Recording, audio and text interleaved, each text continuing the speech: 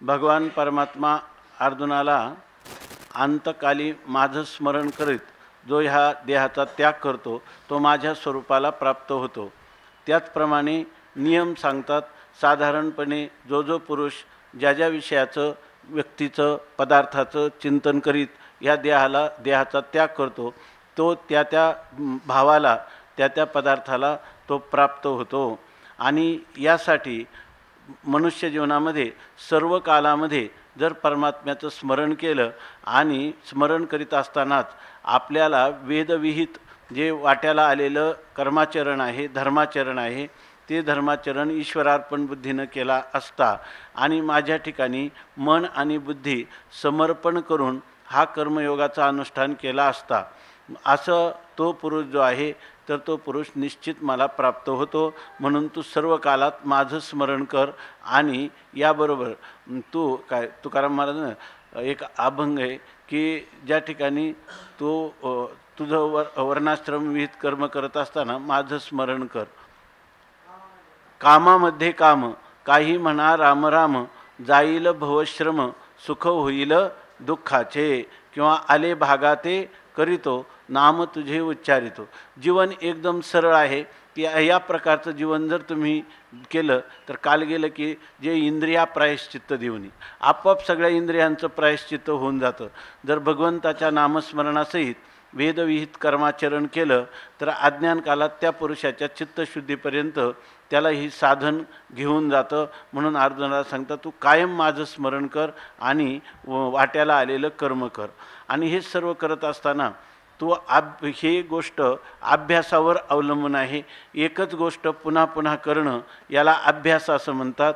तर अभ्यास हाच ह्या परमात्म प्राप्तीचा उपाय आहे। किंवा शेवटच्या क्षणी माझं स्मरण करीत देह त्याग करावा असं जर तुला वाटत असेल तर तू हा अभ्यास, हा उपाय कर।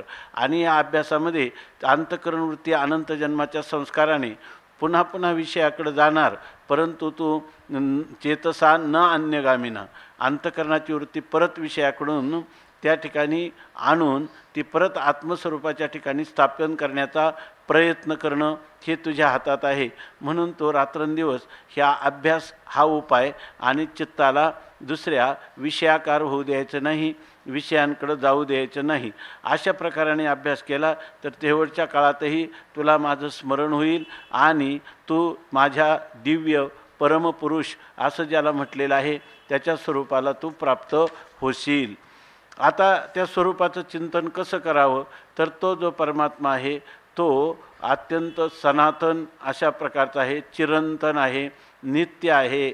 आणि तो सर्व म्हणजे आपण ध्यान काय करायचं तर ज्या परमात्म्याचं ध्यान करायचं आहे तो अनादि आणि अनंत आहे। तो सर्व प्राणीमात्रांचं अनुशासन करणारा आहे। तो परमात्मा अमक्या रूपाचा किंवा अमक्याच नावाचा आहे असं नाही, तर तो अणुपेक्षाही अणु, अत्यंत सूक्ष्म असा परमात्मा आहे। तो सर्व प्राणीमात्रांचा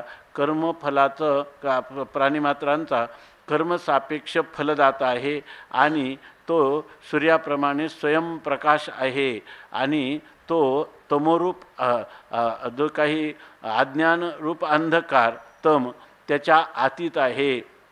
अशा प्रकाराने ज्या वेळेला आपल्याला शेवटच्या क्षणी प्राण जाण्याची वेळ येते त्यावेळेला असंच चिंतन करत असताना अंतःकरणात भक्तिभावाने भरलेल्या अंतःकरणाने आणि अचल मनाने, म्हणजे ते मन देहादिकांच्या विकारामुळं त्या ठिकाणी होणारी जी दुःख, वात पित्त कफ दाटून येणं, त्याच्याकडेही लक्ष न देता त्या आपलं जे काही आत्मस्वरूप स्थिर आहे त्याच ठिकाणी मन स्थिर करण्याचा प्रयत्न करायचा।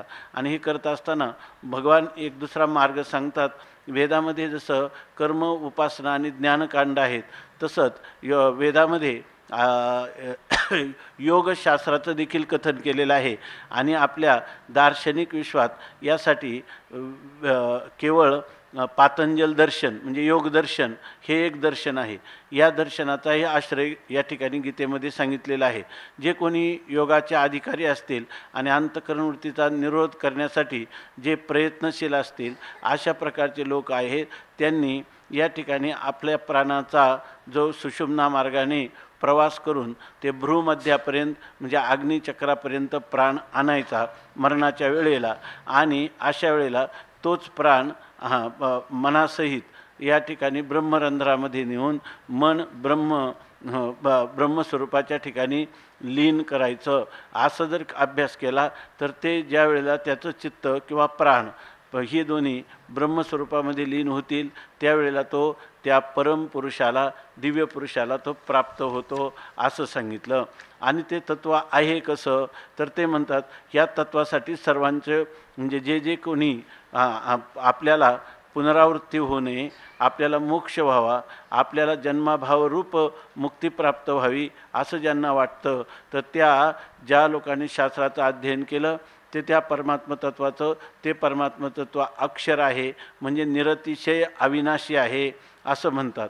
आता शास्त्रज्ञान असून चालत नाही, तर शास्त्रज्ञान असूनही जे वितराग आहेत म्हणजे वैराग्यशील आहेत, शास्त्राध्ययने आहे आणि वैराग्यशीलता आहे, असे जे लोक आहेत ते मात्र त्या परमात्म स्वरूपाच्या चिंतन करीत करीत शेवटी त्या क्रममुक्तीच्या मार्गाने ते त्या ब्रह्मस्वरूपाला प्राप्त होतात. ज्याच्यासाठी लोक ब्रह्मचर्याधिक व्रतांचं अत्यंत कठीण असणाऱ्या व्रतांचं पालन करतात असं जे पद आहे ते तुला मी संग्रहाने म्हणजे संक्षेपाने सांगतो असं भगवान सांगतात. म्हणजे दुसरं एक चिंतन सांगतात की या ठिकाणी ओंकाराचं चिंतन करत अशा प्रकाराने प्राण त्या ठिकाणी भ्रूकुटीपर्यंत नेला, त्याच्यानंतर त्याच्या पुढं त्या प्राणाच्या ऐवजी त्या प्राणाच्या ठिकाणी ओंकाराचं चिंतन करतात आणि तो प्राण मूर्धनीपर्यंत म्हणजे मूर्ध्याकाशापर्यंत आणतात आणि नंतर ब्रह्मरंध्रातून त्याचं उत्क्रमण करून तो ब्रह्मस्वरूपाच्या ठिकाणी लीन करण्याचा प्रयत्न करतात. असे जे लोक आहेत ते ब्रह्मलोकाला जातात आणि ब्रह्मलोकाला ज्या वेळेला कल्पांताच्या वेळेला ब्रह्मदेव त्यांना ज्ञान देतो आणि ते मुक्त होतात अशा प्रकारचं चिंतन सांगतात. हे सांगत असताना या ठिकाणी आता हे कसं चिंतन करावं तर त्याविषयी सांगतात.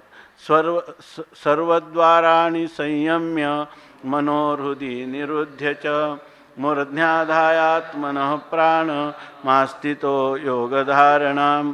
सर्वद्वाराणि संयम्य मनोहृदि निरुध्य च आत्मनः प्राण मास्थितो योगधारणाम्. सर्वद्वाराणि संयम्य मनोहृदि निरुध्य च मूर्ध्याधायात्मनः प्राणमास्थितो योगधारणाम्. सर्वद्वाराणि संयम्य मनः हृदि निरुध्य च मूर्ध्याधाय आत्मनः प्राणम् आस्थितः योगधारणाम्. सर्वद्वाराणि संयम्य च मनः हृदि निरुध्य आत्मनः प्राणम् मूर्ध्नि आधाय योगधारणाम् अस्थितः.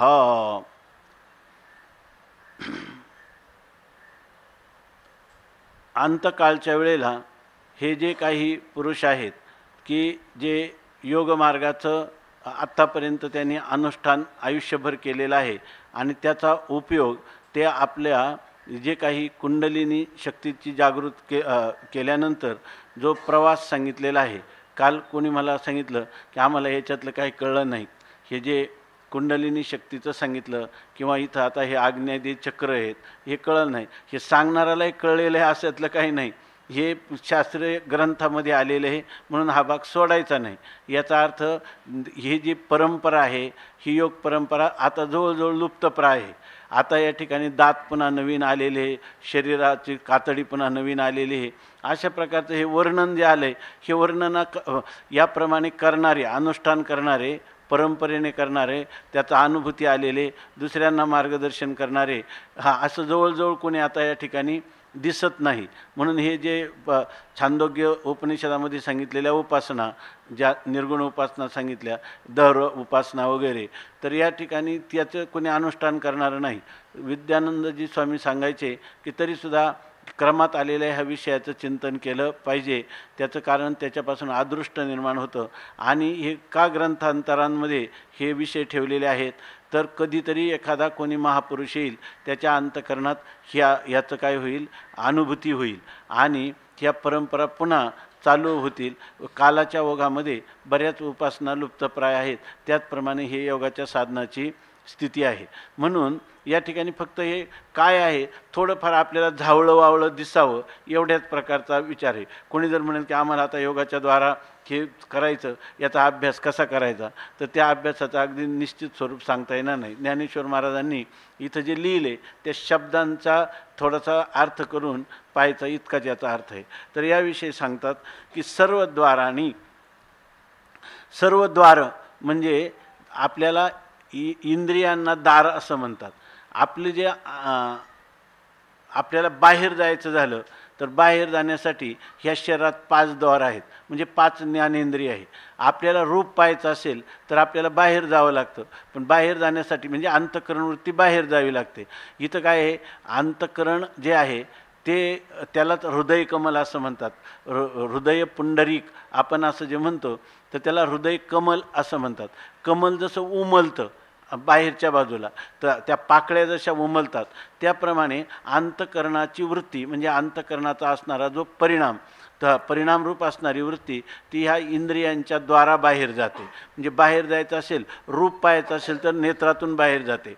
स्पर्श पाहायचा असेल तर ती काय करते, त्या ठिकाणी त्वगिंद्रियाच्या द्वारा वृत्ती बाहेर जाते. जर रस पाहायचा असेल तर रसनेंद्रियाच्या द्वारा, शब्द ऐकायचा असेल तर त्या ठिकाणी श्रवणेंद्रियाच्या द्वारा, जर आपल्याला एखादा पदार्थाचा गंध घ्यायचा असेल तर घ्राणेंद्रियाच्या द्वारा वृत्ती बाहेर जाते. याला म्हणतात की सर्व इंद्रियांची असणारी द्वारं, ती सर्व द्वारांनी संयम्य.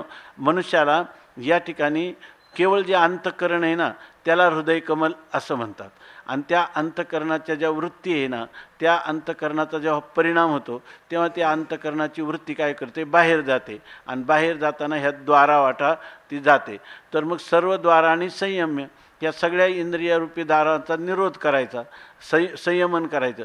संयमन करायचं म्हणजे काय, अंतःकरणाला मूळ अंतःकरण जे आहे ते ज्ञानाचं साधन आहे, पण तो जोपर्यंत वृत्तीरूप परिणाम होत नाही तेपर्यंत ते अंतःकरण त्या ठिकाणी स्थिर आपल्या स्वरूप महिमेत जसं आहे तसं राहतं.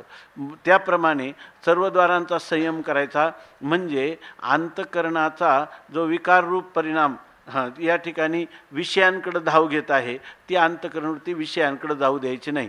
याला म्हणतात दम. दम म्हणजे इंद्रिय निग्रह असं त्याला वेदांतामध्ये म्हणतात. आणि योगशास्त्रात याला काय म्हणतात, प्रत्याहार. काय ते सांगितले, ये घालोनी विषय जातांचा वारा वाजो निधीचं इंद्रिय द्वारा ये घालोनी प्रत्याहारा हाती ओपी. या योगशास्त्रामध्ये किंवा पातंजल दर्शनामध्ये याला प्रत्याहार असं म्हणतात.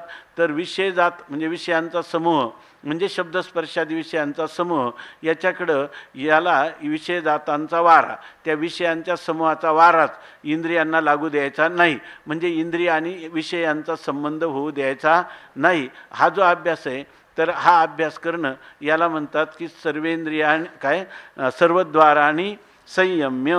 आणि मनोहृदी निरुद्धच, सर्व म्हणजे इंद्रियांना विषयाकडे जाऊ द्यायचं नाही, ही पहिली गोष्ट. हा सगळा अभ्यास आपल्याला मरणाच्या वेळेला उपयोगी कधी होईल, जर आपण जिवंत असताना याचं अनुष्ठान केलं असेल तर. त्या ठिकाणी आपल्याला मरणाच्या वेळेला याचं स्मरण करता येईल आणि किंवा हा अभ्यास उपयोगाला पडेल. आता सर्व द्वारांनी संयम्य, सर्व द्वारांचा संयम करायचा, इंद्रियांचा संयम करायचा. आता मनाचं काय, तर मनोहृदी निरुद्धच, मन आपल्या हृदय कमलामध्ये त्याचा निरोध करायचा. म्हणजे मन जे संकल्प विकल्प करतं तर ते मन जे आहे बाहेर धावतं, तर त्याच्याऐवजी बाहेर तर धावू द्यायचं नाही. मग याचा अर्थ काय करायचं, त्याला फक्त अंतःकरण स्वरूपात ठेवायचं. पण इथं काय म्हणतात, मनोहृदी निरुद्धच, म्हणजे हृदय म्हणजे मन असं जर म्हणावं तर पुन्हा मन हृदयामध्ये ठेवा असं कसं म्हणतात. याचा अर्थ ह्या मनाच्या संकल्प विकल्पाचं जे मूळचं अधिष्ठान आहे, अंतःकरण अधिष्ठान चैतन्य, त्या चैतन्याच्या ठिकाणी ते मन अंतर्मुख करा. म्हणून त्याला म्हणतात की हृदयामध्ये त्याला निरोध करा. कारण जर असं आहे की अंतःकरण वृत्तीचा निरोध केला, निरोध करणं म्हणजे काय, तर अंतःकरण वृत्ती समजा विषयाच्या आकाराची होऊ दिली नाही आणि ती जर तशीच ठेवली, कोणताच आकार तिला आला नाही, तर ती काय होईल, आपल्या कारणात अज्ञानात लीन होईल आणि झोपेत जाईल. त्या ठिकाणी त्याचा अर्थ इथं वृत्तीचा निरोध करणं म्हणजे एक वृत्ती येऊन गेली आणि दुसरी वृत्ती आली नाही असा जो तुष्णी अवस्थेचा काळ आहे किंवा त्याला काय म्हणतो निर्वृत्तिक स्थिती आहे. तर ती निर्वृत्तिक स्थिती कोणाची आहे? निर्वृत्तिक स्थिती किंवा तुष्णी अवस्था ही आत्मस्वरूप आत्म्याचं काय आहे? स्वरूप आहे. तिथं तुमची वृत्ती जी आहे ती सावधान ठेवा. म्हणजे सावधानतेने त्या वृत्तीचा निरोध करा. म्हणजे त्या अंतःकरण वृत्तीचा असणारं जे मूळचं अधिष्ठान आहे त्याच्या ठिकाणी तिला एकाग्र करा. इथं शब्द जरी निरुद्ध दिसत असला तरी याचा अर्थ जरी समजा निरोध असाही जरी अर्थ केला तर मध्ये तुम्हाला अनुसंधान काय ठेवावं लागेल? ह्या निर्वृत्तिक स्थिती हे माझं कसं स्वरूप आहे, वृत्ती कशी निर्वृत्तिक आहे, तिथं सहज सुखाची किंवा स्वयंप्रकाशत्वाची ज्ञानाची कशी अनुभूती येते याच्याविषयी तुम्हाला त्याच्यावर चित्ताचं तुम्हाला लक्ष ठेवावं लागेल. का त्या ठिकाणी फक्त अंतःकरणच जर राहिलं केवळ अंतःकरण तर ते काय होईल? आपल्या कारणामध्ये लीन होईल. कारणात लीन झाल्याने तुम्हाला या ठिकाणी योगाची साधना करता येणार नाही. याच्यासाठी ते वृत्ती क्षिप्त नको, त्यांनी तर असलेलं क्षिप्त नको, विक्षिप्त नको, मूढ नको, ती एकाग्र पण नको, पण ती कशी पाहिजे? निरुद्ध पाहिजे. पण इथं जे निरुद्ध करायचा त्या निरोधामध्ये आपल्या चित्ताचा निरोध झाल्यानंतर जी स्थिती आहे त्या स्थितीचं तरी अनुसंधान आहे का नाही तिथं? का तेच प्रत्येकात्म्याचं स्वरूप आहे? तेच प्रत्येकात्म्याचं स्वरूप आहे म्हणून त्या ठिकाणी त्याचं अनुसंधान आहे. लक्षात आलं ना? हे कळण्यापेक्षा पटतं का हे? ह्या महेश्वरानंदांनी हे चिंतन सांगितलेलं आहे. तर या ठिकाणी त्याच्या चित्ताचा निरोध केला म्हणजे त्याची सावधानता, दक्षता, तत्परता, जागृतता ही आहे की नाही हे चाललेलं चिंतन त्याच्यामध्ये. म्हणून म्हणतात की मनोहृदी निरुद्धच. आणि हा कोणता योगाचं साधन करणार आहे तो आता काय करतो? मूर्ध्याधाय आत्मनः प्राणम. या ठिकाणी आपला जो प्राण आहे तर तो आपला प्राण मूर्ध्नी आधाय. आता पाठीमागं सांगितलं अग्निचक्रापर्यंत त्यांनी प्राण नेलेले आहे आणि तिथून ते प्राणांचा प्रवास त्याने अग्निचक्रामध्ये केल्यानंतर तो या ठिकाणी मूर्ध्न्याकाशात तो प्राण नेतो. पण मूर्ध्न्याकाशात नेऊन तो चिदाकाशात लगेच लय करत नाही. तो मूर्ध्नी मिळे न मिळे असं लिहिलं आहे. म्हणजे जवळजवळ आता त्याच्या हातात आहे ते त्याच्याशी समर्पित करायचा की काय नाही करायचा इतक्या स्थितीपर्यंत त्या प्राणांचा त्यांनी काय केलेलं आहे? निग्रह केलेला आहे. म्हणजे त्यांनी प्राणायामाचा केलेला जो अभ्यास आहे योगाभ्यासामध्ये. कारण काय मन आपल्याला खरं मुख्य आहे. इथं मन जे आहे ते मन ब्रह्मस्वरूपाच्या ठिकाणी लीन करायचे मरताना. परंतु मनाचा स्वभाव अत्यंत चंचल असल्यामुळं कधी कधी मनुष्य असमर्थ होतो.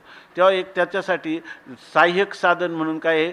प्राणाचा निरोध केला की मनाचा निरोध होतो. म्हणून तो आता प्राण तिथपर्यंत नेल्यानंतर त्या ठिकाणी त्या प्राणाचा तो प्राण जे आहे त्या प्राणाची तो मूर्ध्न्याकाशात स्थापना करतो.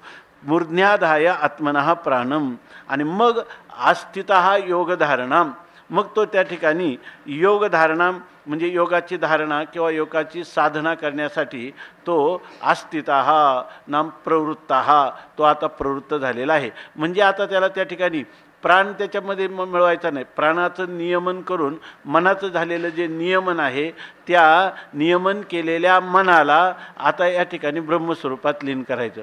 मग तिथं प्राणाचं का लिहिलं तर प्राणायामाचं त्या मनाच्या नियमनाला सहाय्य आहे म्हणून त्या ठिकाणी सांगतात की असं करून तो योगधारणाम अस्थितः तो आता ह्या योगाची धारणा करण्यासाठी आस्थितानाम प्रवृत्त झालेला आहे असं सांगतात. अजूनही तो प्रवृत्त काही ज्ञानेश्वरीमध्ये म्हणजे बऱ्याच ज्ञानेश्वरीमध्ये ह्या पुढच्या श्लोकाचं आणि ह्या श्लोकाचं युग्म दिलेलं आहे. तर या ठिकाणी आता सांगतात की हा जो श्लोक आहे सर्वद्वारांनी संयम्य याच्यावर आता भगवान माऊली चिंतन सांगतात. म्हणजे प्रणवाच्या पुढं जे चिंतन आहे इथं तर प्रणवाचं पुढं सांगता ओम काय ओमित्येकाक्षरम ब्रह्म व्याहरण मामनुस्मरण यः प्रयाति त्यजन देह स याती परमाम गतीम, अशा प्रकारचं सांगितलेलं आहे. याच्या पुढची तयारी अजून त्यांना सांगायची की तो ओमचं उच्चारण करतो आणि त्यावेळेला ओमचा जो अर्थ आहे त्या अर्थाचं चिंतन करीत तो भगवत स्वरूपाला कसा प्राप्त होतो हे पुढं सांगणार आहे. आता फक्त हे जो श्लोक आहे ते ह्याच्या सर्वद्वारांनी संयम्य मनोहृदी निरुध्यच मूर्ध्याधाय आत्मनः प्राणम आस्थितो योगधारणम.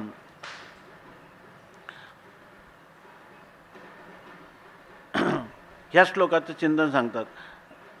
पाठीमागं सांगितलं की ह्या योगधारणा करायची असेल अंतकालच्या वेळेला अशा प्रकाराने मनसंयमन रूप इंद्रिय संयमन रूप योगाचं साह्य घेऊन ज्या वेळेला तुम्हाला अंतकाल साधायचा आहे त्याच्या अगोदर आयुष्यभर तुम्ही कोणता अभ्यास केलेला आहे.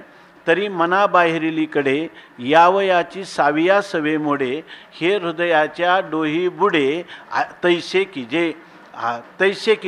तसा अभ्यास आपण जीवनभर केलेला असला पाहिजे की ह्या मनाबाहेरीलीकडे मनाला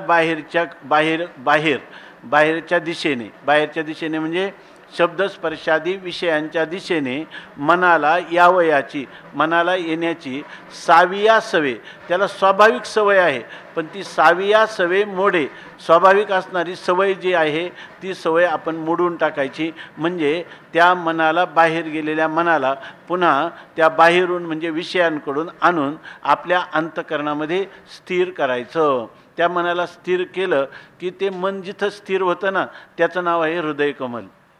त्याचं नाव हृदय कोमल म्हणजे काय, हृदय या शब्दाचाच अर्थ दिला आहे. पुन्हा काल आपण म्हटलं होतं थोडासा वेगळा अर्थ वाटतो पण हृदय आयम इथे हृदयम आयम म्हणजे हा परमात्मा जिथं आहे तिथं, म्हणजे ह्या मनामध्ये मनाच्या आत बाहेर आणि अधिष्ठान रूपाने परमात्मा आहे तो हृदय कमल आहे. म्हणजे परमात्म्याचं ध्यान करायचं म्हणजे आत्म्याचं ध्यान करायचं म्हणजे प्रत्येक आत्म्याचं ध्यान करायचं असा त्याचा अर्थ.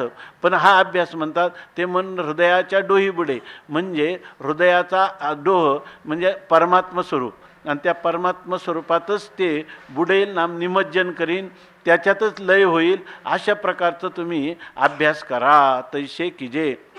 आणि असा जर अभ्यास केला परी हे तरीच घडे जरी संयमाचे अखंडे सर्वद्वारी कवाडे कळासती. आता म्हणतात हा अभ्यास कधी घडेल, हे तरीच घडे तेव्हाच हे घडू शकतं की जर आपण संयमाची म्हणजे इंद्रियांचा नियमन करणं नियंत्रण करणं इंद्रियांचा निरोध करणं मनाचा निरोध करणं असं महत्त्वाची गोष्ट आहे. या ठिकाणी मन जर तुम्हाला हृदयाच्या डोहामध्ये बुडवायचं असेल म्हणजे परमात्म स्वरूपाच्या ठिकाणी नित्य निरंतर चिंतन करीत त्याला जर लीन करून टाकायचं असेल तर पहिली गोष्ट असे हे तरीच घडे. हे तेव्हाच घडू शकतं की जरी संयमाची सर्वद्वारी संयमाची आखंडे कवाडे कळासती. तर सर्वद्वार म्हणजे सर्व जी इंद्रिय आहेत की जी या इंद्रियामधून हे मन बाहेर जात असतं त्या सगळ्या इंद्रियरूपी दारांना कवाडे कळासती आणि त्यांना कवाडं लावली जातात. आणि ही कवाडं कधी उघडायची आणि कधी उघडायची नाही असं नाही तर अखंड कवाडे कळासते. अखंड त्याला द्वार लावलेलं असलं ते द्वार बंद केलेले पाहिजेत.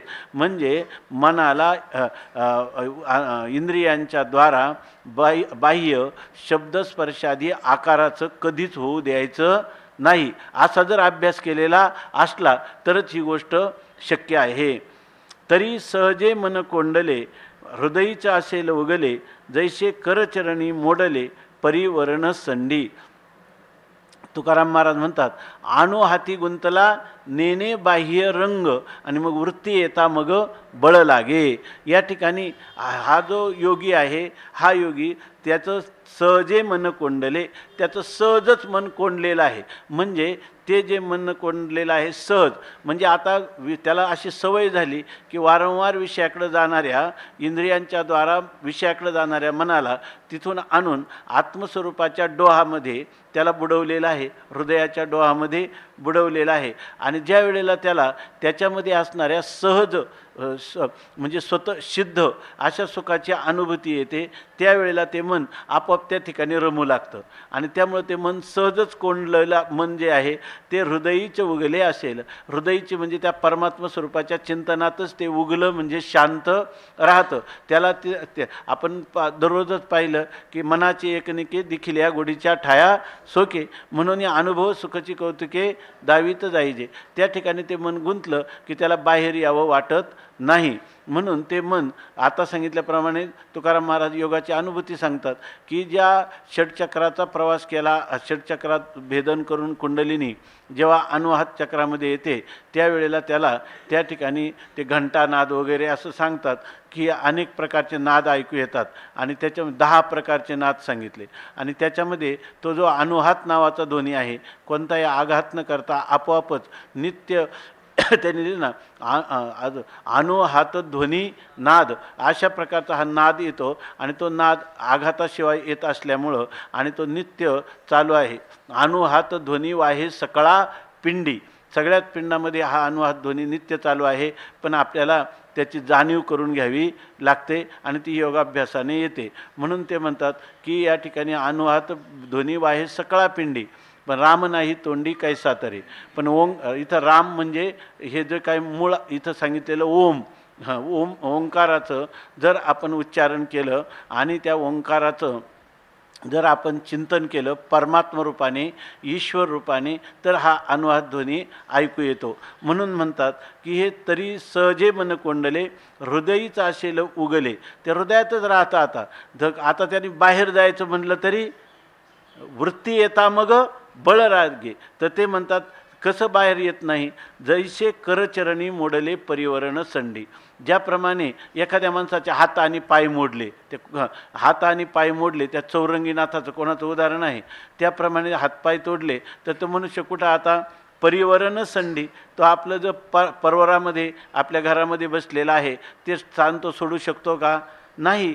तसं म्हणतात. ह्या दृष्टांताप्रमाणे दार्ष्टांतिका सांगतात, तैसे चित्त राहिल्या पांडवा, प्राणाचा प्रणवची करावा, मग अनुवृत्ती पंथे आणावा मूर्ध्नीवरी. आता हे चिंतन आहे ना, हे संस्कृत टीकामध्ये पुढच्या श्लोकावर दिलेलं आहे. इथं ज्ञानोबारायांनी हे जे पारंपरिक योगाचं साधना आणि त्याचा ज्ञानोबारायांना परंपरेने झालेला जो अभ्यास किंवा त्याचं ज्ञान, त्याच्यामुळं इथं सांगतात की ह्या ज्याप्रमाणे एखादा मनुष्य थोटा झाला हातपायाने म्हणजे तो बाहेर जात नाही, तैसे चित्त राहिल्या पांडवा, प्राणाचा प्रणवची करावा, मग अनुवृत्ती पंथे आणावा मूर्ध्नीवरी. आणि मग काय करतो? तैसे चित्त राहिल्या. चित्त राहिलं म्हणजे चित्त शांत राहिलं, म्हणजे चित्त अंतःकरणाचा परिणाम होऊन त्या ठिकाणी ते चित्तवृत्तीत परिणाम झाला नाही आणि बाहेर विषयाकार परिणाम झाला नाही. तसं चित्त राहिल्या पांडवा. अशा प्रकारे हे चित्त स्थिर झाल्यानंतर मग काय करायचा? प्राणाचा प्रणवची करावा. त्या ठिकाणी प्राणाचा काय करायचा? प्रणव करावा. म्हणजे प्राणाच्या ठिकाणी प्रणवाची कल्पना करावी. जसे आपल्याकडे सांगितले ना, काय त्याला कोणतं ध्यान म्हणतात? प्रतिमा. त्याच्या ठिकाणी किंवा त्याला प्रतीक ध्यान. त्या ठिकाणी त्या आपण जसं शालिग्रामावर काय करतो? शालिग्रामावर चतुर्भुज विष्णूची कल्पना करतो, तसा या ठिकाणी प्राणावर काय करायचं? प्रणवाचं प्रतिमा किंवा प्रतीक म्हणून काय करावी? प्रतीक म्हणून त्याची कल्पना करावी. प्राण हा काय आहे? प्राण हाच परमात्म्याचं स्वरूप आहे असं समजून त्याला तो प्रणव म्हणजे ओंकाराचं चिंतन त्या ठिकाणी करावं. म्हणजे या ठिकाणी काय? प्राणाचा प्रणवची करावा याचा अर्थ असा आहे की प्राणात या ठिकाणी हे प्रतीक ध्यान सांगितलेलं आहे. कोणतं? प्राणात. आत्तापर्यंत प्राण मूर्ध्न्याकाशात आणला आणि तो अजून मिळाला त्याच वेळेला त्या प्राणवाच्या ठिकाणी त्या योगी पुरुष मरताना ओंकाराची कल्पना करतो, ओंकाराचं ध्यान करतो.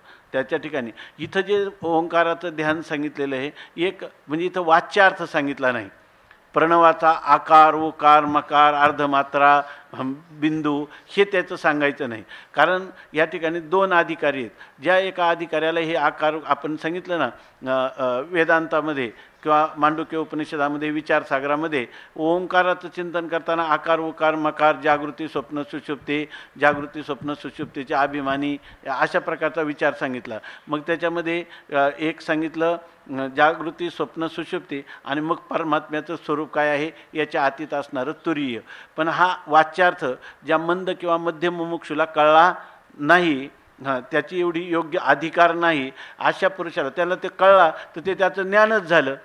त्या ज्ञानवान पुरुषाचा मोक्ष अशा रीतीनं त्याला मरताना चिंतन केलं पाहिजे अशातला तो भाग नाही. इथं क्रममुक्ती सांगायची. म्हणून या ठिकाणी हा जो पुरुष आहे हा काय करतो, याच्या ठिकाणी वाच्यार्थाचं कथन केलं नाही, तरी या ठिकाणी कोणत्या अर्थाचं कथन केलं आहे, प्रतीक ध्यान म्हणून त्याला या ओंकार हे प्रतीक रूपाने त्याला सांगितलेलं आहे. प्राणाचा प्रणवोची करावा, प्राणाच्या ठिकाणी त्यांनी प्रणवाचं ध्यान करावं, प्रणवाची भावना करावी आणि मग अनुवृत्तीपंथे आणावा मूर्ध्नीवरी. आणि मग त्याने अनुवृत्तीपंथे म्हणजे क्रमाक्रमाने त्याने तो जो प्राण आहे तो प्राण कुठं आणावा, मूर्ध्नीवरी म्हणजे मूर्ध्न्याकाशामध्ये आणावा. तेथ आकाशी मिळे न मिळे तैसा धरावा धारणा बळे, मग मात्रात्रय मावळे अर्धबिंबी. आता सांगतात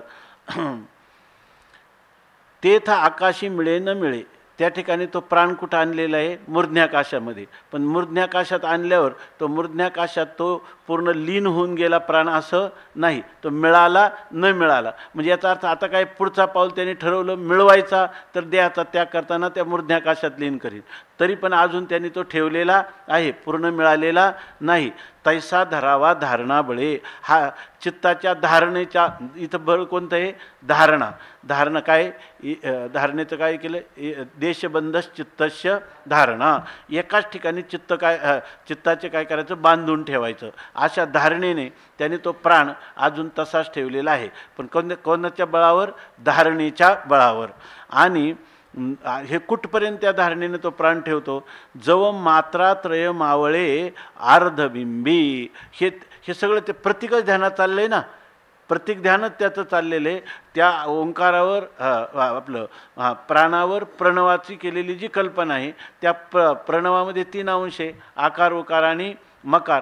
तो धारणाचा अभ्यास कुठपर्यंत करतो, जोपर्यंत ह्या ओंकारामधील मात्रात्रय म्हणजे आकार उकार आणि मकार ह्या मात्रा अर्धबिंबी जव मावळे. तिथं अर्धबिंबी म्हणजे चंद्राच्या अर्धबिंबाकृतीप्रमाणे असणारा जी अर्धमात्रा आहे, आकार उकार मकार आणि अर्धमात्रा, ती अर्धमात्रा आपल्याला हे करतो ना आपण बिंदुले आणि अर्धमात्रा, त्याच्यामध्ये जोपर्यंत ती मावळत नाही तोपर्यंत हा धारणेने त्याला धरतो. तववरी समीरू निराळी की जे स्थिरू, मग लग्नी जेवी ओंकारो बिंबीच विलसे. आणि तववरी तोपर्यंत म्हणजे जोपर्यंत आकार उकार आणि मकार या 3 मात्रा त्या चंद्राच्या अर्धबिंबाकृतीप्रमाणे असलेल्या त्या अर्धमात्रेपर्यंत जोपर्यंत मावळत नाही, तववरी तोपर्यंत समीरू म्हणजे तो समीर म्हणजे वायू, प्राणवायू. निराळी की जे स्थिरू, तो निराळी म्हणजे आकाशात, आकाशात म्हणजे मूर्ध्न्याकाशात तो स्थिर करतो. आणि लग्नी जेवी ओंकारू बिंबीची विलसे. आणि लग्नी म्हणजे जो वायू आहे तो त्या मूर्ध्न्याकाशात अजून वेगळा ठेवलेला आहे, अस्थिर ठेवलेला आहे. परंतु ज्या वेळेला लग्नी म्हणजे त्या मूर्ध्न्याकाशाची झालेलं लग्न म्हणजे त्या मूर्ध्याकाशामध्ये हा जो वायू आहे तो ज्या वेळेला पूर्णपणे ऐक्यभावाला प्राप्त होतो म्हणजे मूर्ध्न्याकाशात लीन होऊन जातो, अशा प्रकारचा ही जी स्थिती आहे त्यावेळेला लग्नी ज्या वेळेला हा प्राण, बरोबर ना, हा प्राण त्या मूर्ध्न्याकाशाशी एकरूप होतो त्यावेळेला ओंकारू बिंबीची विलसे. त्यावेळेला हा जो ओंकार आहे ना, त्या आकार उकार मकार दिसत नाही, त्याचा असणारं बिंब म्हणजे जी अर्धमात्रा आहे त्या अर्धमात्रा रूप बिंबानेच तो शोभतो, विलसतो किंवा शोभतो. म्हणजे त्या ठिकाणी फक्त काय राहते, अर्धमात्रा असं राहतं. आणि ज्यावेळेस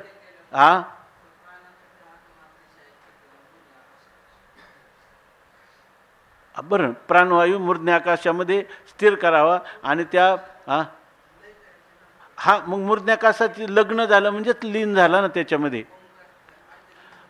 प्राणवायू आहे ना मूर्ध्न्याकाशात अगोदर काय केलेलं आहे, स्थिर केलेलं आहे. नंतर त्या प्राणाचं काय केलेलं, मग लग्नी म्हणजे कोणाचं लग्न झालं, प्राणाचं मूर्ध्न्याकाशाशी लग्न झालं. म्हणजे प्राण काय झाला, मूर्ध्न्याकाशामध्ये लीन झाला, मूर्ध्न्याकाशात लीन झाला. अजून तो चिदाकाशामध्ये ब्रह्माकाशाशी तो लीन झालेला नाही, म्हणजे तो ब्रह्मरूप झालेला नाही. मूर्ध्नीमध्ये जेवढा आकाश आहे त्या आकाशातच तो लीन झाला. कारण पुढं त्यांनी काय सांगितलं की अशा वेळेला त्याला अजून काय साधन करायचं आहे. जर तो मूळच्या चिदाकाशातच लीन झाला तर त्याचा प्रवासच संपला. अजून याला ओमित्येकाक्षरम ब्रह्म व्याहरण मामनुस्मरण असा पुढचा प्रवास आहे. म्हणून इथं जो प्राण आहे तोच मूर्ध्न्याकाशामध्ये काय झाला, लीन झाला. हां म्हणूनच सांगितलं ते हे जे केलं, मनोवृत्तीचा निरोध केला म्हणजे पूर्णपणे मनोवृत्ती त्याच्याशी नाहीशी केली नाही, मनोवृत्ती नष्ट केली नाही अजून. म्हणून आपण एक अर्थ सांगितला की या ठिकाणी जर तुम्ही म्हणाल की चित्ताची काय आहे, चित्ताची निरुद्ध केलेली जी वृत्ती आहे ना ती ब्रह्मज्ञानालाही उपयोग नाही. ब्रह्मज्ञान इथं आपण जे काय म्हणतो ना एकाग्र केलेली वृत्ती, निरुद्ध केलेली वृत्ती जी आहे, जर तुम्हाला अंतकाल साधायचा असेल तर अजून त्या वृत्तीचं काम आहे ना, ती वृत्तीचं कार्य आहे ना अजून कोणतं की ओमित्येकाक्षरम ब्रह्म व्याहरण मामनुस्मरण आणि मग या प्रयाती तेजन देह, मग तो देहाचा त्याग करणार आहे स्वेच्छेने. इथं कोण ज्याने आयुष्यभर योगाचं साधन करून स्वेच्छा मरण स्वीकारणारा, असा योगाचं साधन करणारा हा पुरुष. दोन पुरुष आहे इथं पुढच्या श्लोकामध्ये येतात. एक योगाचं साधनाचं साह्य घेतो आणि आपलं शरीर आपलं प्राण ब्रह्मस्वरूपात लीन करतो, असं आहे. प्राण करतो म्हणजे मनही पण आपोआपच लीन होतं, कारण मनाला प्राणाशिवाय स्वतःचं बल नाही आणि प्राण जड असल्यामुळं त्याच्या ठिकाणी ज्ञान नाही. तेव्हा ज्ञान होण्याचं कार्य मनच करतो, पण मनाला प्राण हा काय होतो, साह्य होतो. आपलं चिंतन याच्यासाठी चाललंय ना की तुम्ही काय म्हणता की मूर्ध्न्याकाशामध्ये जे प्राण आहे कोणत्या हां हां हां हां बरोबर बरोबर बरोबर. कोणता? नाही तो तर सांगायची योगाच्या साधनेमध्ये केवळ मन लीन केलं असं नाही, तो स्वेच्छा मरण कसं स्वीकारतो हे सांगतात. स्वेच्छा मरण स्वीकारताना त्याची पद्धती काय आहे याच्यामध्ये त्याची पूर्णता झाली नाही की त्याने प्राण जे आहे ते मूर्ध्न्याकाशात नेले, मूर्ध्न्याकाशात ते अजून लीन केले नव्हते, आता लीन केले म्हणजे काय, आकार आणि उकार आणि मकार यांना अर्धमात्रेमध्ये ठेवलं, बरोबर ना. आणि ही अर्धमात्राच त्या ठिकाणी राहिली, अशी स्थिती झाली. म्हणजे त्यावेळेला आता त्याला मूर्ध्न्याकाशात त्यांनी प्राण काय केले, लीन केले. मूर्ध्न्याकाशात लीन केले, ह्या इथपर्यंत त्याला लीन केले याची जाणीव आहे की नाही, का तो त्याची जाणीव आहे, त्यांनी केलं. कारण अजून त्याला पुढं काही करायचं आहे, म्हणून पुढं सांगतात की मग लग्नी जेवी ओंकारी. लग्नामध्ये हा प्रणव काय झाला, अगोदर आकार ओकार मकार अर्धमात्रा बिंदुली असा होता, पण आता कोणत्या रूपाने राहिला आहे, आता फक्त तो अर्धमात्रा रूपाने राहिलेला आहे. आणि असा जेव्हा तो राहिला मग लग्नी जेवी ओंकारू बिंबीची विलसे, केवळ तिथलं त्याचं तेज किंवा शोभा कोणती राहिली, फक्त बिंब रूपाने अर्धमात्रा रूपाने राहिली. आणि तैसे ओम हे स्मरो सरे आणि तेथेचे प्राणुपुरे, मग प्रणवातीत उरे पूर्ण घणजे. आता पुढच्या ओळीत सांगतात, म्हणजे पुढचा श्लोक आहे. इथं याच्यामध्ये अर्थ पण करताना दिला, तवरी तो समीरो निराळी की जे स्थिरो, म्हणजे तोपर्यंत तो प्राणवायू मूर्ध्न्याकाशात स्थिर करावा. आणि प्राणाचे मूर्ध्न्याकाशाशी झालेल्या लग्नात, प्राणाचं कुठं झाले, मूर्ध्न्याकाशाशी झालेलं लग्न म्हणजे ऐक्य, तर त्याच्यामध्ये ओंकार हा फक्त अर्धमात्रारूप बिंबातच त्या ठिकाणी शोभतो किंवा विलसतो, असा त्याचा अर्थ दिला.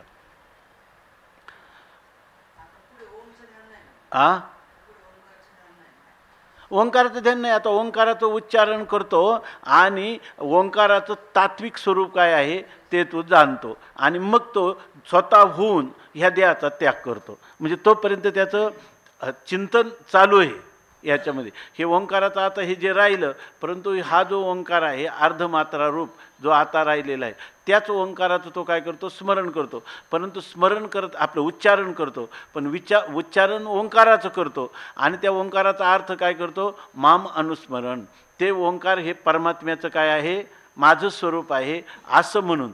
याचा अर्थ हा चांगलं कोणी कृष्ण महाराज आलेत का, हां, तर हे करत असताना त्याला वेदांताप्रमाणे ज्या ओंकाराचं स्वरूप करतो ते माझं स्वरूप आहे का परमात्म्याचं स्वरूप आहे असं वाटतं. परमात्म्याचं स्वरूप आहे. ऐक्य भावात याला, कारण ऐक्य झालं त्याला ज्ञानच होईल. हे मग काय झाली, सद्यमुक्ती झाली. हा अधिकारी कशाचा झाला, सद्यमुक्तीचा. क्रममुक्तीचा अधिकारी झाला नाही. इथं सांगायची ती क्रममुक्ती सांगायची का सद्यमुक्ती सांगायची, क्रममुक्तीचं. हां हां, हो बरं. नाही तो तर पण आता पुढे हे सांगतात तोच मुक्त होतो असं सांगितलं. परंतु ज्ञानेश्वर महाराज काय म्हणतात हे महत्त्वाचं आहे. ज्ञानेश्वर महाराज सांगणार आहे. तर याच्यामध्ये निवाडा काय केला आहे ब्रह्मसूत्रामध्ये, सगुण भक्त हां मुक्त होतो. नाही, सगुणाचा उपासक ब्रह्मलोकाला जाऊन मुक्त होतो असं आहे का? सगुण किंवा निर्गुणाचं सारखं सांगितलेलं नाही. सगुण ब्रह्माचा उपासक हा मुक्त होतच नाही असं सांगितलेलं आहे. केवळ अंग्र उपासना करणाराच मुक्त होतो असा ब्रह्मसूत्राने निर्णय दिलेला आहे. आणि इथं आपण जेव्हा हे करतो तर याचं सगळ्याचं सारखं भान ठेवलं पाहिजे, आहे की नाही, तरच आपल्याला याचा हे करतो. पण एकंदरीत जो भक्ती सिद्धांताला अनुसरणारा आहे, चांगलं बघा आता पुढे येणारचे विषय, तर तो ज्ञानोबा यांच्या दृष्टीनं विधेय कैवल्याचा अधिकारी होतो का नाही, ह्या प्रश्नाचं उत्तर पुढं आणखीन आल्यावर चिंतन बघा. एकंदरीत ज्ञानोबा यांचं जर पाहिलं तर ज्ञानोबा असं की हा पुरुष विधेय कैवल्याला प्राप्त होतो असं दिसतं याच्यातून. किंवा मग तुम्ही त्या शास्त्रार्थाला निकष कठोर लावून त्याचं काही परिवर्तन करू शकता, म्हणू शकता. पण इथं जे आता पुढे येणारच आहे ते हा श्लोक अगोदर पहा. ओमित्येकाक्षरं ब्रह्म व्याहरन् मामनुस्मरन् यः प्रयाति त्यजन् देहं स याति परमां गतिम्. ओमित्येकाक्षरं ब्रह्म व्याहरन् मामनुस्मरन् यः प्रयाति त्यजन् देहं स याति परमां गतिम्. ओमित्येकाक्षरं ब्रह्म व्याहरन् मामनुस्मरन् यः प्रयाति त्यजन् देहं स याति परमां गतिम्. ओमित्येकाक्षरं ब्रह्म व्याहरन् मामनुस्मरन् यः प्रयाति त्यजन् देहं स याति परमां गतिम्. ओम इति एकाक्षरं ब्रह्म व्याहरन् माम अनुस्मरन् यः प्रयाति त्यजन् देहं सः याति परमां गतिम्.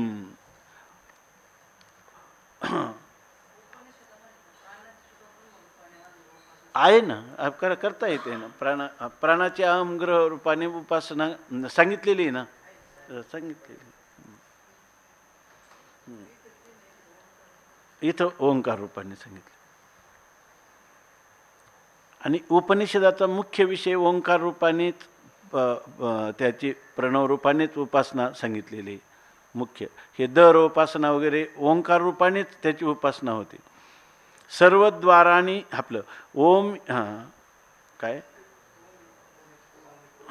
ओम इति एकाक्षरं ब्रह्म व्याहरन् माम अनुस्मरन् यः देहं त्यजन् प्रयाति सः परमां गतिं याति.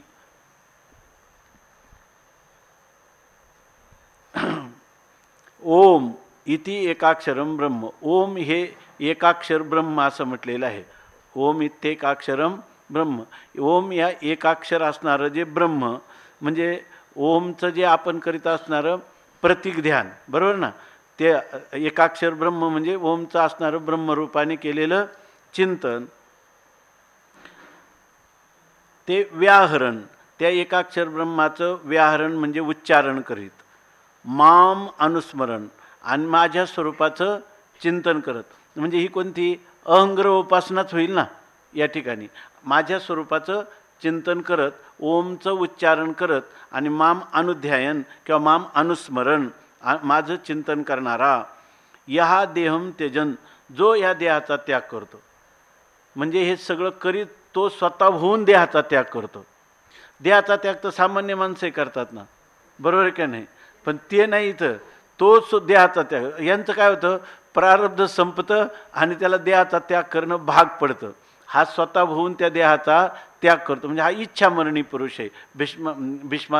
भीष्माचार्यांसारखा जे योगाचं साधन करून त्या ठिकाणी स्वेच्छेने या देहाचा त्याग करतो. म्हणजे सामान्य माणसं आहे ना, त्यांचा देहाभिमान कधी जातो? मरणानंतर देहाभिमान जातो. ह्या देहाचा अभिमान कधी सुटतात? मरणानंतर. मरणापर्यंत देहाभिमान सुटतात. हा काय करतो? अगोदर स्वतःहून देहाचा अभिमान सुटतो, नंतर मरतो. यांचा मेल्यावर देहाचा अभिमान सुटतो. ह्या देहाचा अभिमान मरणानंतर सुटतो ना त्यांचा, आहे की नाही? या देहाचा अभिमान सुटतो त्यांचा, ते दुसऱ्या देहाशी तादात्म्य करतात. पण हा काय करतो? अगोदरच याची देही याची डोळा, या देहाचा काय करतो? अभिमान सुटतो, नंतर मरतो. मरण दोन्हीकडे आहे.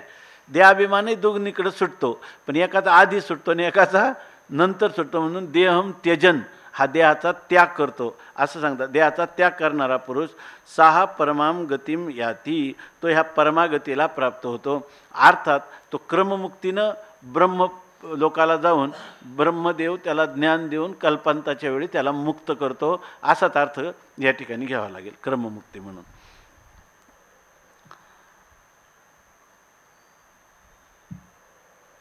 आता या संबंधाने भगवान माऊली सांगतात, तैसे ओम हे स्मरो सरे आणि तेथेची प्राणुपुरे, मग प्रणवातीत उरे पूर्ण घण जे.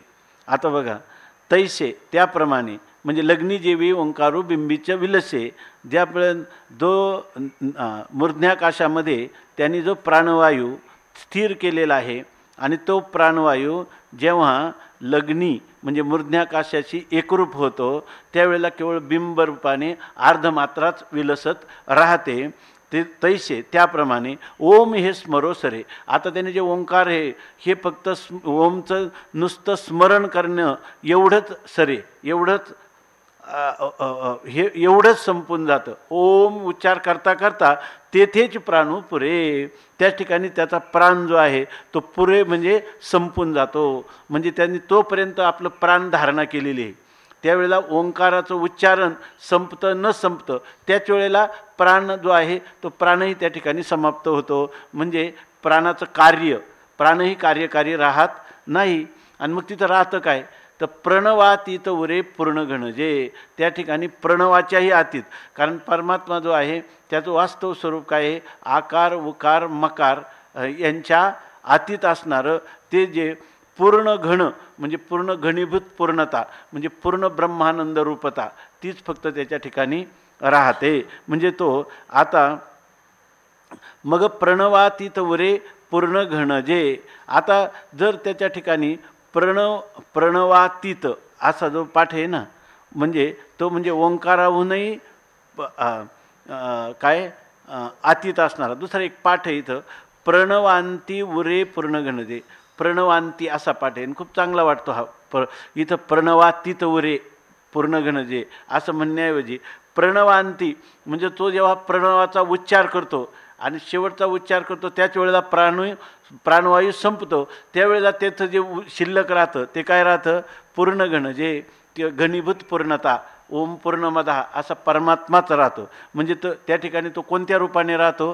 केवळ परमात्मा रूपाने राहतो. आता केवळ परमात्मा रूपाने राहतो म्हणजे याला जे ज्ञानाचं फल आहे, ज्ञानीपुरुषाला जे ज्ञानाचं फल आहे तो सुद्धा काय राहतो? पूर्ण घण राहतो. आणि हा सुद्धा राहतो पूर्ण घण. मग हा पूर्ण घण होतो, पण मध्ये काय म्हणावं लागेल? कालाचा अंतरायत म्हणायचं व्यवधान, मध्ये कालाचं व्यवधान मानावं लागेल. त्यांनी लिहिलं बरं का भाष्यार्थ प्रकाशामध्ये, जिथं जिथं अशा प्रकारचं येईल की भक्त कर्म पुरुष हा ब्रह्मस्वरूपालाच प्राप्त झाला, तर मध्ये एवढी साधनं किंवा त्याच्यामध्ये असणारा काल, ह्या कालाचं व्यवधान त्याला मानावंच लागतं. जर नाही मानलं तर जे ज्ञानाचं फल आहे ते ध्यानाचं फल झालं असा अर्थ आहे. काहीच भेदच राहिला नाही. आणि भेद जर मानित नसाल तर याला ज्ञान म्हणा. मग याला काय म्हणा तुम्ही? ज्ञान म्हणा. परंतु शास्त्रार्थाप्रमाणे म्हटलं तर मध्ये काल जातो, म्हणजे तो ब्रह्मलोकाला जातो, अशा प्रकारचं सांगतात त्याने. अनेक आता इथं पूर्णगण का म्हणायचं? स्वर्गातल्या सुखापेक्षा ब्रह्मलोकातलं सुख आहे ना, ते सापेक्षतेने अधिक असल्यामुळं त्याला घनीभूत सुख असे म्हणण्याची पद्धत आहे. विषय सुखापेक्षा स्वर्गसुख ठीक आहे, स्वर्गसुखापेक्षा ब्रह्मलोकातलं सुख श्रेष्ठ आहे. आणि ब्रह्मलोकातल्या सुखापेक्षाही जे काही मूळचं स्वतःसिद्ध स्वयंप्रकाश जे आपलं स्वरूप आहे ते खरं काय आहे? पूर्ण ते घनानंद ते आहे. पण इथं त्यांनी म्हटलेले, पण आपण समजून घ्यायचं ना मध्ये काही काळाने होतो म्हणून, असंच घ्यायचं. नसलं तर हे काय आहे? मग ज्ञान आहे. पण ज्ञान म्हटलं तर त्या पुरुषाला देहपाताचा नियम नाही, त्याला कालाचा काहीच नाही. आणि इथं काय आहे? विधी आहे, विश्वास आहे, आग्रह आहे, ऐक नाही, सगळं आहे या ठिकाणी. आता बघा, म्हणून प्रणवैक नाम हे एकाक्षर ब्रह्म जो माझे स्वरूप परम स्मरत साता. या ते म्हणतात जो माझे हा काय प्रणवैक नाम, प्रणव हेच ज्याचं एक नाव आहे, म्हणजे परमात्म्याचं एक नाव कोणतं आहे? प्रणव हेच खरं त्याचं नाव आहे. म्हणून त्यांनी काय लिहिलं 17व्या अध्यायामध्ये की नाही, ओम तत्सदिती निर्देशो ब्रह्मणस त्रिविधा स्मृता. आणि परमात्म्याला काही वो देव नावे देणे संकेत कष्टले संसारशिने जे देव येथे गाराने तया ओ देव देत नावे जेणे तो संकेत. हा तो संकेत कोण आहे? ओम आहे. आणखी त्याच्या आधीचे ओळ का ज्या लोकांना परमात्म्याला कष्ट हां ते किरा अनाम अजाती माझी अविद्या वर्गाच्या राती ओळखावया श्रुती खून केली. परमात्म्याचं ज्ञान करण्यासाठी ही खून केलेली आहे. याचा अर्थ मध्ये हा ओम तत्सदिती निर्देशो ब्रह्मणस त्रिविधा स्मृतः असं सांगितलेलं आहे. पण हे ब्रह्माचा आबोला फिटावा अद्वैतत्वे तो भेटावा आयचा मंत्र देखिला कणवा वेदे बापे असं त्या ओंकाराचं वर्णन केलेलं आहे. तर ते प्रणवैक नाम हे एकाक्षर ब्रह्म आणि जो माझे स्वरूप परम स्मरत साता. या ठिकाणी आपल्याला समजून घ्यावं लागते ही गोष्ट काळाची. ते सांगितलं की वैद्यांनी सांगितलं की त्या रुग्णाला की तुला पथ्य 3 दिवस काहीच खायचं नाही असं सांगितलं. 3 दिवस काहीच खायचं नाही.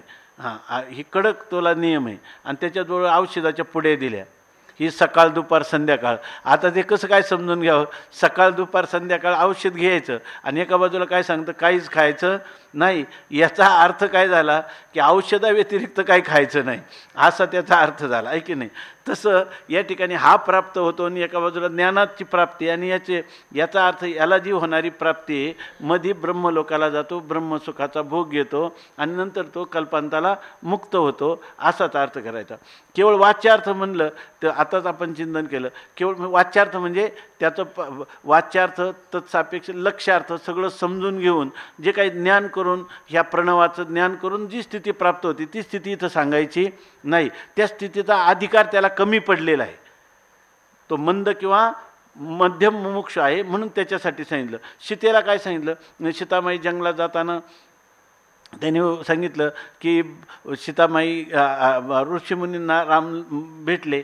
मग त्या ठिकाणी रामप्रभू ऋषींच्या बरोबर काही ब्रह्मचिंतन चर्चा करायला लागले आणि सीतामाई त्या स्त्रिया ऋषीपत्न्यांच्या बरोबर गेले. मग त्यांनी त्यांच्याबरोबर ते बोलायला लागली. पण त्यानं सांगितलं की आम्हाला दशरथाच्या आज्ञेने आम्ही वनवासात आलो वगैरे सांगितलं. मग ते म्हटले की तुझा पती कोणता आहे? आता तिथं लक्ष्मणराय पण होते आणि रामचंद्र प्रभू पण होते. आता आपल्या मूळच्या संस्कृतीमध्ये पती काय ए रामा इकडे असं नाही म्हणायचं, ही संस्कृती नाही. पतीचं मोठ्या मुलाचं नाव घ्यायचं नाही असं आहे आपल्याकडं. तर त्याच्यामध्ये आता तिला अंगुली निर्देश कशी करणार? तर ते म्हणे कोणता तुझा पती आहे? मग तिने सांगितलं की जो या ठिकाणी गोऱ्या वर्णाचा आहे, गौरवर्णाचा, तो माझा धीर लक्ष्मणराय आहे. राम आहे असं म्हटले नाही. पण त्या ऋषीपत्न्यांना कळलं. पण जर त्यांना कळलं नसतं ते म्हटले असते आम्ही विचारला मालक कोणता आणि ही सांगते कोणता, धीर कोणता, आहे की नाही. तसं ह्या ठिकाणी आम्हाला जे सांगायचं इथलं जे तत्त्व सांगायचं आहे ते तत्त्वज्ञानाने प्राप्त होणार आहे का ध्यानाने प्राप्त होणार आहे हे आपण समजावून घेतलं पाहिजे. याचा अर्थ आपल्याला जर वाच्यार्थ कळला तर ज्ञानच झालं. याचा वाच्यार्थ कळला, याच्यामध्ये भागत्याग लक्षणा करायची काय हे जर कळलं तर हे ज्ञानच झालं. ते होईना म्हणून तर आम्ही ध्यान कसं करावं आणि त्या ध्यानाचं फळ आयुष्याच्या शेवटी ध्यान करीत कसा देह ठेवावा याप्रमाणे याचं मार्गदर्शन हे चाललेलं आहे. म्हणून हे क्रममुक्तीचं साधन आहे. ऐकी नाही. मनवनी प्रणव एक नाम जे एकाक्षर ब्रह्म जो माझे स्वरूप परम स्मरत साता. जो माझं परम म्हणजे सर्वश्रेष्ठ असणारं जे शास्त्राने प्रतिपादन केलेलं ओंकाराचा अर्थ म्हणून जे सांगितलेलं ते माझं जे पूर्णानंद रूप स्वरूप आहे त्याचं स्मरत साता. त्याचं स्मरण करतोय. त्याचं म्हणजे परोक्ष झालेलं जे ज्ञान आहे आणि त्या ज्ञानाप्रमाणे हा काय करतो, शास्त्राने सांगितल्याप्रमाणे त्याचं स्मरण करतो. ज्ञान कोणतं आहे? स्मरण कधी अनुभवपूर्वक असतं. अनुभव म्हणजे कोणता? शास्त्राचा परोक्ष अनुभव, परोक्ष अनुभूती, अपरोक्ष अनुभूती नाही. आणि त्याचं तो काय करतोय? स्मरण करतो. आणि स्मरण करीत करीत काय करतो? या परी त्यजी देहाते तो त्रिशुद्धी पावे माते जया पावनया परवते अनेक पावणे नाही. या परी अजून एक अर्थ बघा बरं का, ह्याच्यातलं चांगलं चिंतन बघा. या परी त्याची देहाते, अशा प्रकाराने जो देहाचा त्याग करतो तो त्रिशुद्धी पावे माते. तो त्रिशुद्धी निश्चयाने तो काय कर असा देहाचा त्याग करणारा तो मला प्राप्त होतो. आणि मला प्राप्त होतो म्हणजे जया पावनया परवते अनेक पावने नाही. ज्याला प्राप्त झाला असताना सा काष्टा सा परा गती, त्याच्या पुढं आता त्याला कोणतीच प्राप्ती नाही. आता तुम्ही सांगा बरं, अशा स्थितीला प्राप्त होतो म्हणजे ब्रह्मस्वरूपालाच प्राप्त होतो की नाही? आणि तो तत्कालच प्राप्त होतो असंच झालं का नाही अर्थ? असा अर्थ तर काही घेता येणार नाही. मग आता याला जर असं केलं तर चालेल का? बघा, जया पावनया परवते, सगळ्यात मोठी धाव कोणती आहे? जशी सरड्याची धाव कुंपणापर्यंत म्हणतात तसा जीव किती मोठा झाला, प्राप्ती पावणं कुठपर्यंत आहे? ब्रह्मलोकापर्यंत आहे. ब्रह्मलोकाच्या नंतर जे ब्रह्मैव सन ब्रह्मापेती त्या ठिकाणी पावणं आहे का होणंच आहे? होणंच आहे, ऐक नाही. म्हणून हिचा अर्थ उलट काय किंवा ब्रह्मलोकापर्यंत गेल्यावर त्याच्या पुढं नाही. जीवाचे काय आहे? हिरण्यगर्भापर्यंतच जाऊ शकतो. हिरण्यगर्भ हा सर्वात मोठा जीव. असा अर्थ केला तर चालेल का नाही? हा असाच केला पाहिजे. जया पावनया परवते पावने नाही. आणि जर तुम्हाला करायचं असेल त्याला तो प्राप्त होतो, तो क्रमाने होतो असं म्हणा, ऐकी नाही. हा, ते प्राप्य नाही ना, म्हणून ते इथं तो पावणे आहे ना. ते प्राप्य नाही, विकार्य नाही, संस्कार्य नाही, विनाश्य नाही, उत्पाद्य नाही. त्याच्याविषयी तर म्हणता येत नाही. सा काष्टा सा परागती हे जे आहे स्वरूप ज्ञानाने जाणलं जाणारं ते काय आहे? मूळचंच काय आहे? त्याच्यामध्ये जे आपण म्हणतो होणं ते सुद्धा नाही, होणं न होणं सुद्धा नाही त्याच्या ठिकाणी. फक्त त्याच्या ठिकाणी काय आहे? ब्रह्मनिवृत्ती आहे, अविद्या निवृत्ती एवढंच होतं. अविद्या निवृत्तीने उपलक्षित असणारं जे ब्रह्म आहे त्याचंच नाव काय आहे? मोक्ष आहे. तेव्हा ते कसं आहे? अवाच्य आहे, त्याच्याविषयी काही बोलता येत नाही. हा, म्हणून ब्रह्मे शाना परवते पावने नाही जीवाते तेथोनी मग वरवते ब्रह्मची किगा. अशा प्रकारचं माऊलीचंच प्रमाणे याच्या ठिकाणी आहे की नाही? तेथ अर्जुना जरी विपाये तुझ्या जीवी अन्न आयुष्य जाये ना हे स्मरण मग होये कासयावरी अंती. हा खरा सगळ्या माणसांचा प्रश्न आहे. त्यांनी सांगितलं की सगळे जे म्हणजे कोणाचं, सगळ्या माणसांचा म्हणजे कोणत्या? नास्तिकांचा नाही. ज्या लोकांना अंतकरणामध्ये खरोखरच ह्या जन्ममरण परंपरेत दुःख वाटतं तर त्या सगळ्या लोकांना ह्या दुःखातून सुटण्याची इच्छा आहे. असा मुमुक्षूंचा जो समूह असेल, अधिकार भेद असू द्या पण सगळ्यांना काय वाटते? मुक्तता मला प्राप्त व्हावी. तर त्यांना अशी शंका कायम राहते. ही शंका कोणताही असला तरी, शैव असो, देवीचा उपासक असो, इकडं श्रवण एक अंतरंग साधन करणारा असो किंवा हे योगाचं साधन करणारा असो, तर भगवान सांगतात तरी अर्जुना जरी विपाये. अर्जुना तुला विपाये म्हणजे कदाचित, म्हणजे एखाद्या वेळेस काय अर्जुना तुला ही शंका येणार नाही, पण कदाचित जर आली तुझ्या जीवी हा नाहीसे जाय. तुला माझ्यावर खूप विश्वास आहे. तू म्हटलेलं आहे की करिष्ये काय कार्पण्य दोषोपहत स्वभावा पृच्छामी त्वाम धर्म सम्मूढ चेता यच्छ्रेया शान निश्चितम ब्रूहितन्मे शिष्यस्तेहम शाधिमाम त्वाम प्रपन्नम. शिष्य रूपाने तू शरण आलेला आहे त्यामुळे तुझ्या अंतकरणात ही शंका येणार नाही, पण कदाचित येऊ पण शकते. जर कदाचित आली तुझ्या जीवे हा नाहीसे जाय. तुझ्या अंतकरणात कदाचित अशी जर कल्पना आली की अहो हे स्मरण अंती कासयावरी होय, हे भगवंताचं स्मरण आपल्याला शेवटी होईल का? कारण का भगवंताचं वचन आहे की मला जर स्मरण करीत जो देह सोडतो तो मला प्राप्त होतो. पण हे स्मरण तर झालं पाहिजे ना. आणि कोणत्या वेळेला? हे अंतकालाला आहे की ज्या वेळेला मनुष्याला इतका काय ते आपण दररोज पाहतो की एरवी आयुष्याचे सूत्र विघडता, भूतांची उमटे खडाडता, काय न मरतयाची ही चित्ता युगांतून हे. त्याला सुद्धा युगांत होत नाही का प्रलय काळ ओढवल्यासारखं. मग या ठिकाणी हे स्मरण अंतीच्या वेळेला कसं होईल असं जर तुला वाटत असेल की इंद्रिया अनुघडू पडिलिया, जीविताचे सुख बुडालिया, आतू बाहेरी उघडलिया मृत्यू चिन्हे. इंद्रिया अनुघडू पडेला, इंद्रियाच्या ठिकाणी अनघडू म्हणजे घडणं आणि अनुघडू म्हणजे न घडणं. म्हणजे इंद्रियांना आपापली क्रिया करण्याचं सामर्थ्य न राहणं, असं इंद्रियांना शिथिलता प्राप्त होणं. मन जे आहे ते मन अत्यंत मूढतेला प्राप्त होणं, अशा प्रकारची जी स्थिती आहे त्या इंद्रिया अनुघडू पडलिया, जीविताचे सुख बुडालिया.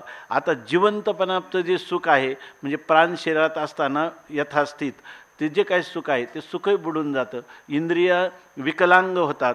आणि अशा वेळेला असं दिसतं की आतू बाहेरी उघडलिया मृत्यूचिन्हे.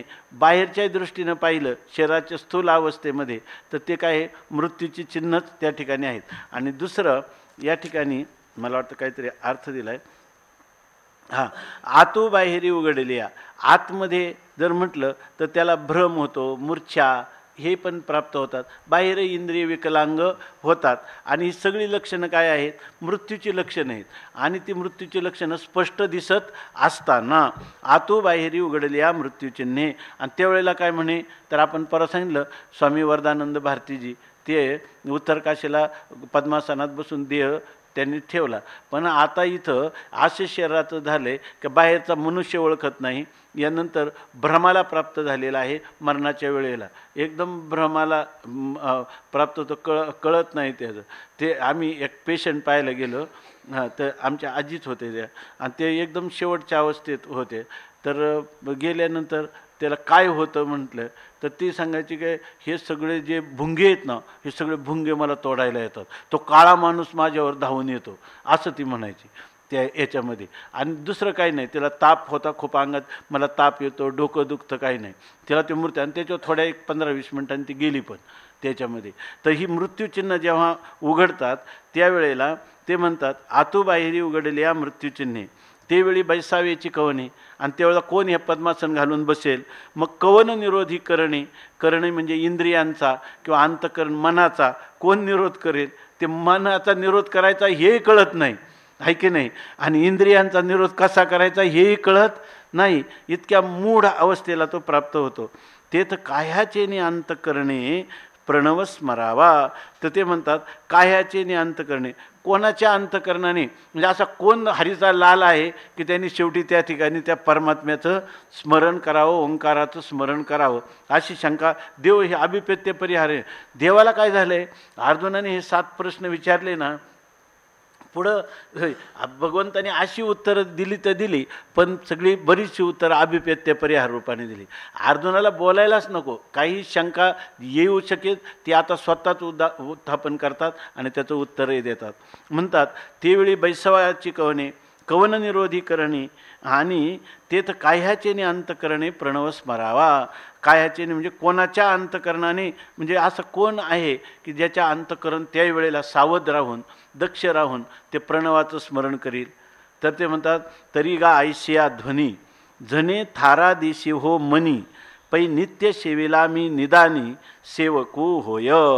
भगवान सांगतात तरी गा, तर हे अर्जुना ऐशिया ध्वनी, अशा प्रकारचा ध्वनी म्हणजे इथं अर्थ संशय. तर ह्या अशा प्रकारच्या संशयाला झने थारा दिशिव म्हणे. त्या ठिकाणी तू कदाचित त्याला आश्रय देशील. मग असं कसं काय घडेल? शेवटी कसं काय आपल्याला ओंकाराचं चिंतन करीत देह ठेवता येईल? असा तू कदाचित तू ठेवणार नाही, पण झनी कदाचित तो अशा मनात थारा देशील, पण देऊ नको हो. तुला कधीच मनात हा संशय घेऊ नको. कारण का? त्यासाठी भगवान सांगतात, पै नित्य सेवेला आम्ही निदानी सेवकू होय. जर त्या ठिकाणी नित्य सेवेला जर तू काया वाचा मनाने नित्य हा दुसरा पुरुष आहे. आता इथून पुढं हा जो पुरुष आहे हा भगवंताची नित्य सेवा करणारा पुरुष आहे. नित्य सेवेला ज्यांनी माझं नित्य सेवा केलेली आहे तो निदानी म्हणजे त्याच्या मरणाच्या काळामध्ये मी सेवकू होय. मी स्वतः त्याचा सेवक होतो आणि असा जो पुरुष आहे त्या पुरुषाला मी माझ्या स्वरूपात मिळवून घेतो. हे आश्वासन भगवंताचं आहे. आता हे कोणाचं? जर या ठिकाणी हे सगुण भक्ती करणाऱ्याचं का निर्गुण भक्ती करणाऱ्याचं याचे काही विचार होईल. आणि त्याच्यामध्ये सांगतात आयशिया ध्वनी अशा प्रकारच्या संशयाला मनी थारा देशी हो. मनामध्ये तू कदाचित थोडासा ठाव देशील, मनामध्ये असा विचार करशील, पण झनी असं करू नको. पै निश्चयाने, पै शब्द आवे निश्चयवाचक आहे. आणि नित्य सेवेला मी नित्य सेवेला माझं नित्य सेवन केलं असेल तर निदानी म्हणजे मरणाच्या काळाला शेवटी मी सेवकू होय. मी त्याचा स्वतः सेवक होतो. त्याचं वर्णन आता माऊली अतिशय रसभरीत अशा प्रकारचं करतात. अनन्यचेताः सततं यो मां स्मरति नित्यशः तस्याहं सुलभ पार्थ नित्ययुक्तस्य योगिनः. अनन्यचेताः सततं यो मां स्मरति नित्यशः तस्याहं सुलभ पार्थ नित्ययुक्तस्य योगिनः. अनन्यचेताः सततं यो मां स्मरति नित्यशः तस्याहं सुलभ पार्थ नित्ययुक्तस्य योगिनः. पुंडलीकवरदा हरिविठ्ठल. श्री ज्ञानदेव तुकाराम ज्ञानेश्वर महाराज की जय.